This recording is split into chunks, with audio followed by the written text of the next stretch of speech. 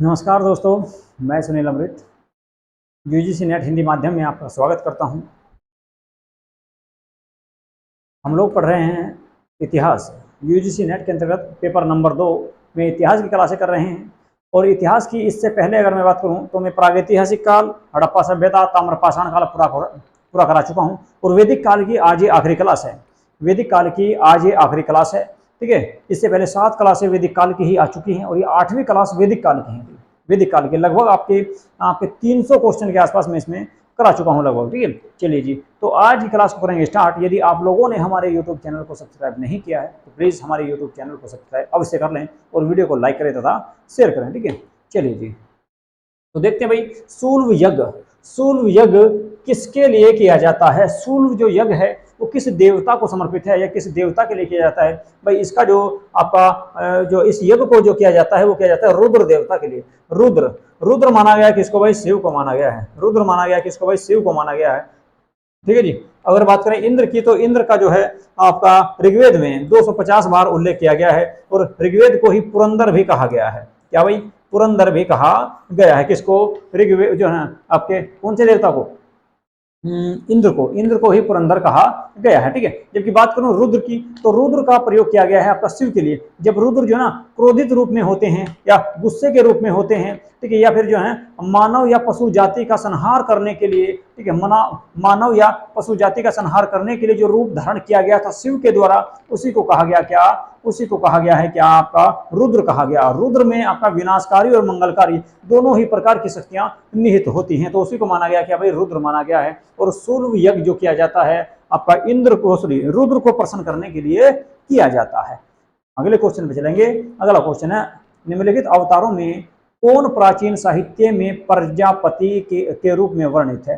प्रजापति के रूप में किसको वर्णित किया गया? देखो भाई, ऋग्वेदिक काल में सबसे प्रमुख देवता थे इंद्र, लेकिन लेकिन लेकिन ठीक है, लेकिन अगर मैं आपको बात बताऊं कि उत्तर वैदिक काल के जो सबसे प्रमुख देवता थे वो माने गए प्रजापति। प्रजापति के और अन्य क्या क्या नाम हैं उसके बारे में देख लेते हैं भाई। प्रजापति को ही वराह या मत्स्य भी कहा गया है। क्या क्या? मत्स्य भी कहा गया है, इसके अलावा वराह भी कहा गया है, मत्स्य भी कहा गया है, वराह भी कहा गया है। किसको? प्रजापति को ही कहा गया है। प्रजापति के ही नाम मिलते किसमें? ऋग्वेद में मिलते हैं। तो पहला और दूसरा सही हो जाएगा भाई। पहला और दूसरे का मतलब है यानी कि सी ऑप्शन आपका सही हो जाएगा। सी ऑप्शन आपका इसमें सही हो जाएगा। अगले क्वेश्चन की अगर मैं बात करूं आप लोगों के सामने तो वो है अपन निम्नलिखित में से उपनिषद गद में लिखा गया कौन सा उपनिषद जो है वो गद में लिखा गया? देखो भाई, गद और पद दो प्रकार की होती है, तो गद में जो लिखा गया वो लिखा गया कौन सा? बृहदारण्यक।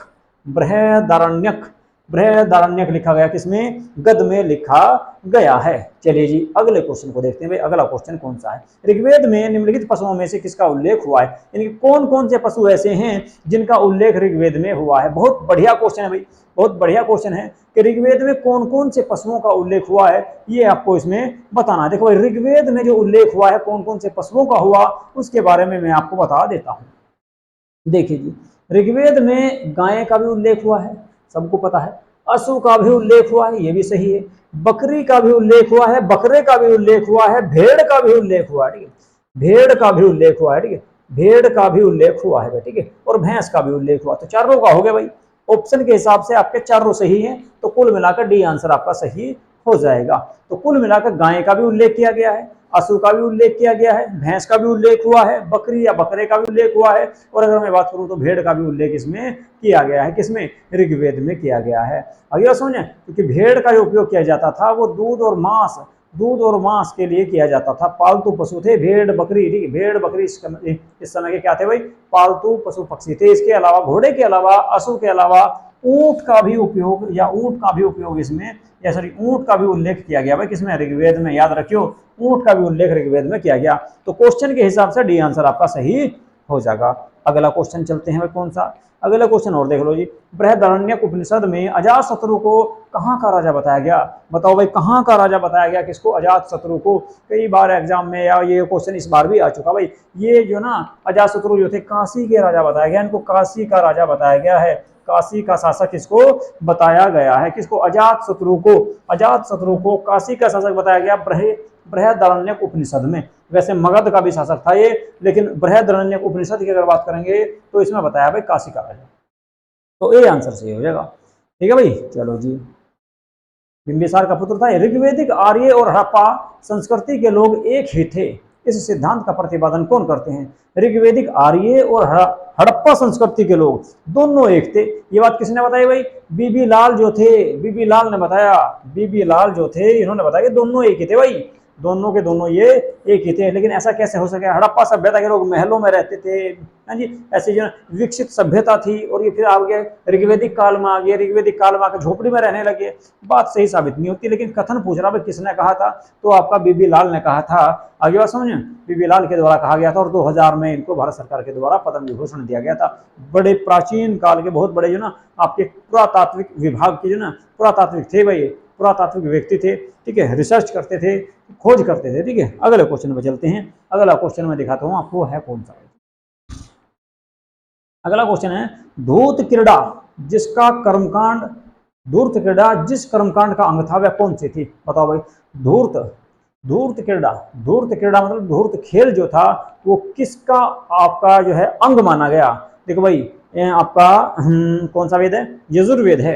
यजुर्वेद में यज्ञों की उल्लेख किया गया, यज्ञों के बारे में चर्चा की गई। उसी में एक यज्ञ दिया गया है पर राजसूय यज्ञ, राजसूय यज्ञ, वाजपेयी यज्ञ, अश्वमेध यज्ञ, सबका उल्लेख किया गया। तो ये जो ना ये जो था इसका संबंध था वो था राजसूय यज्ञ से भाई, राजसूय यज्ञ से। अश्वमेध यज्ञ जो है राज्य विस्तार के लिए छोड़ा जाता था, वाजपेयी यज्ञ शक्ति प्रदर्शन के लिए किया जाता था। ठीक है, चलो जी। यजुर्वेद की निम्नलिखित संहिताओं में से किसमें केवल सूक्त हैं? बताओ भाई, कौन सी ऐसी संहिता है यजुर्वेद की जिसमें केवल सूक्त, सूक्त मतलब मंत्रों का उल्लेख किया गया, जिसमें केवल मंत्रों का उल्लेख जिसमें केवल किया गया है? कौन सा है भाई? आपको बताना होगा कौन सा है, आपको यह बताना होगा। यजुर्वेद का कि निम्नलिखित संहिताओं में से कौन सी संहिता है? सारी यजुर्वेद की है, लेकिन भाई साहब सूक्त का जो उल्लेख किया गया मंत्रों का वो वाजसनेयी, वाजसनेयी संहिता में किया गया, वाजसनेयी संहिता में इसका उल्लेख किया गया। ठीक है, चलो जी आगे चलते हैं भाई। अगला क्वेश्चन देख लो, निम्नलिखित में से कौन उपनिषदों में उल्लेखित केके जनपद का एक दार्शनिक राजा था? बताओ भाई। केके मैंने पीछे भी बताया था, ये पिछली क्लास में भी ये क्वेश्चन, इस तरह का क्वेश्चन आपका पिछली क्लास में भी आया था कि जो केके है, केके जनपद जो था उसका राजा था भाई कौन? अशुपति। नहीं, अशुपति नहीं, अरे वो हाँ अशुपति भाई, अशुपति, अशुपति इसका राजा हुआ करता था, अशुपति इसका राजा हुआ करता था। ठीक है भाई, चलो जी अगला क्वेश्चन देखते हैं कौन सा है। तो के महाजनपद या जनपद का राजा था कौन? अशुपति। निम्नलिखित में से किसे निरुक्त का प्रणेता कहा गया है? बताओ भाई। निरुक्त, निरुक्त का प्रणेता किसको कहा गया ये आपको बताना भाई। निरुक्त का प्रणेता जो कहा गया है वो कहा गया किसको भाई? यास्क को। यास्क जो ना, यास्क ने निरुक्त नाम की एक रचना लिखी थी, कब? 5वीं सदी ईसा पूर्व में। ठीक है, 5वीं सदी पूर्व में, 5वीं सदी ईसा पूर्व में यास्क के द्वारा एक पुस्तक लिखी गई, एक ग्रंथ लिखा गया जिसकी रचना की गई कितनी? 5वीं ईसा पूर्व, 5वीं बीसी या ईसा पूर्व में रचना की गई, निरुक्त की। किसके द्वारा की गई? यास्क के द्वारा, यास्क नामक विद्वान के द्वारा इस पुस्तक की रचना की गई थी। आगे बात समझिए। और इसमें क्या है? इसमें शिक्षा से संबंधित नियम कानून है। क्या है भाई? निरुक्त में है शिक्षा से संबंधित नियम कानून, शिक्षा से संबंधित, शिक्षा से संबंधित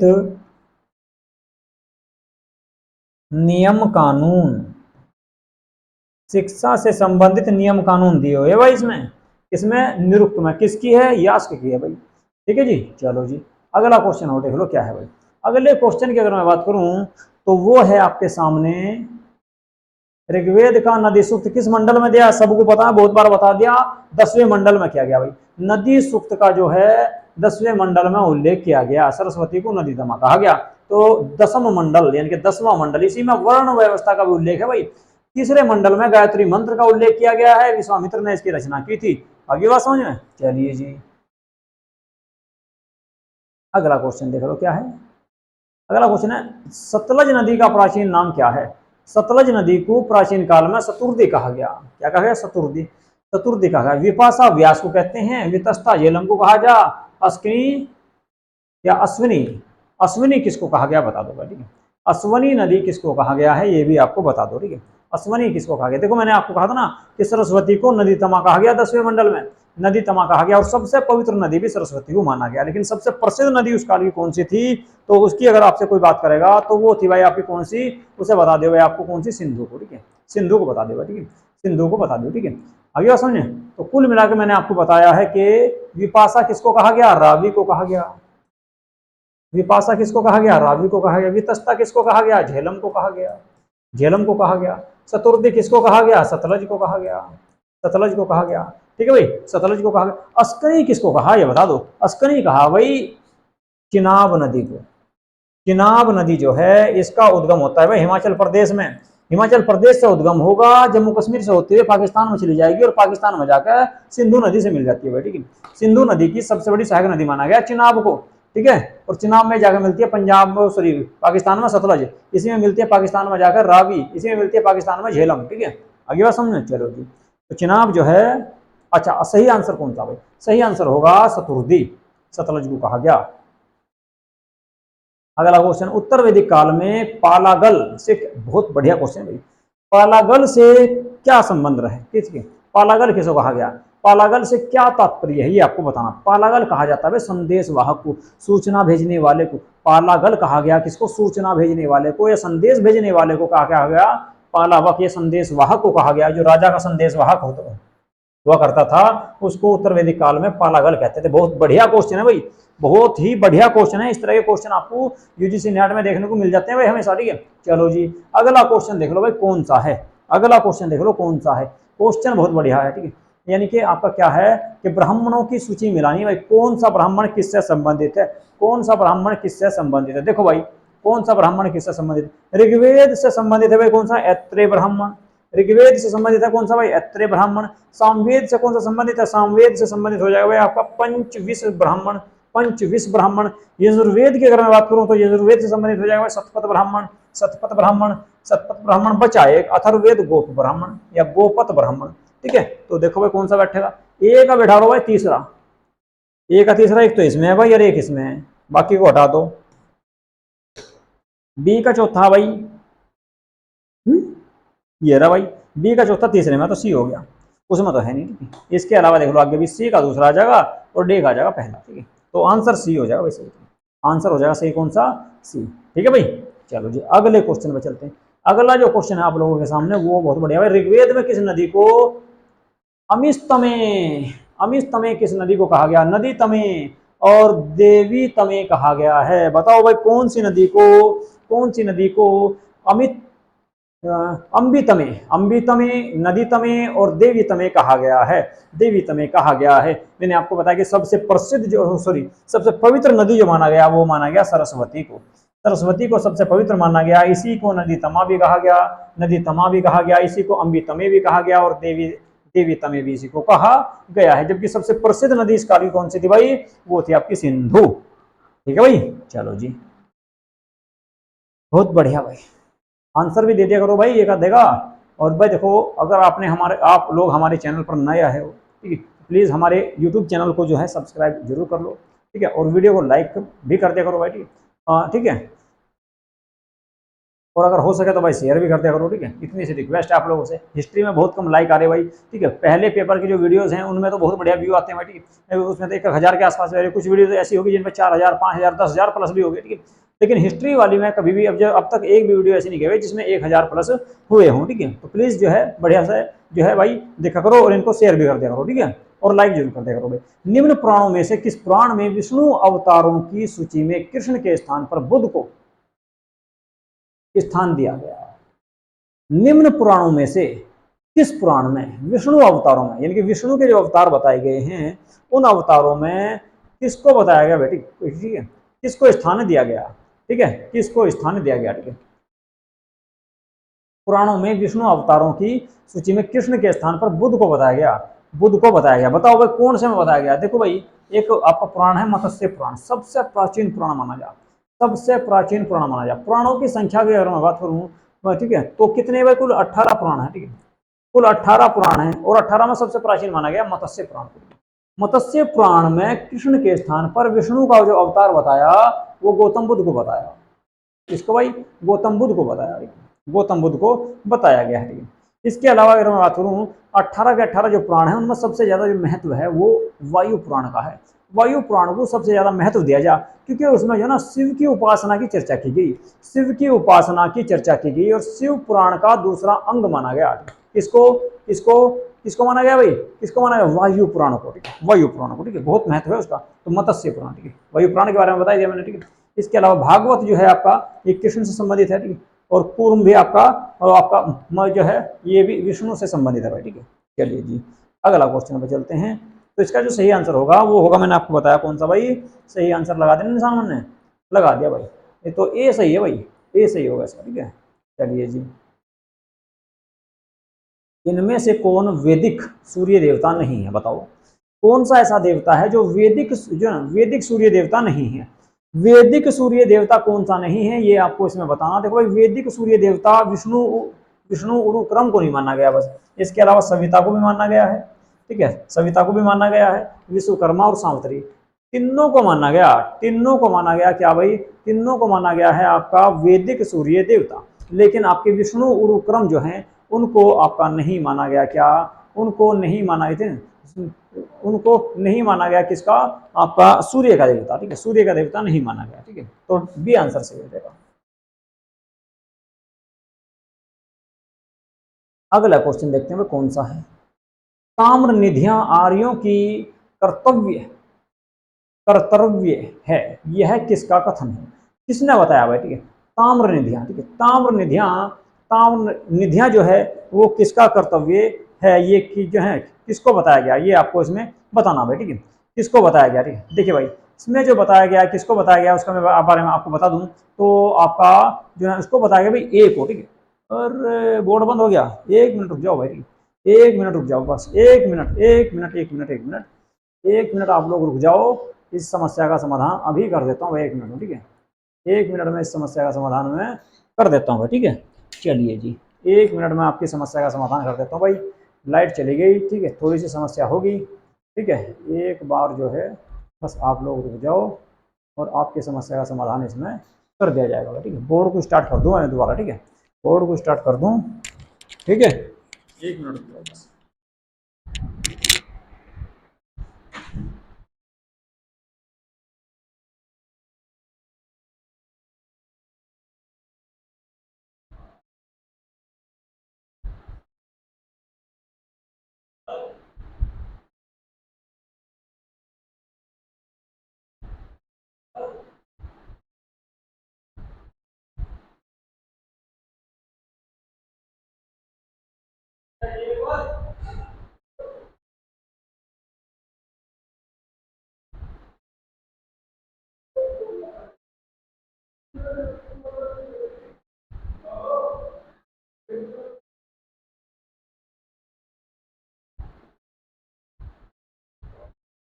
चलो भाई आगे मैं आपको बताना है, अब देखते हैं।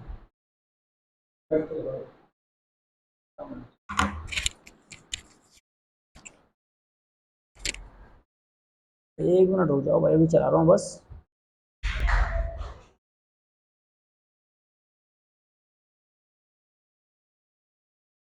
तो कहाँ भाग गए?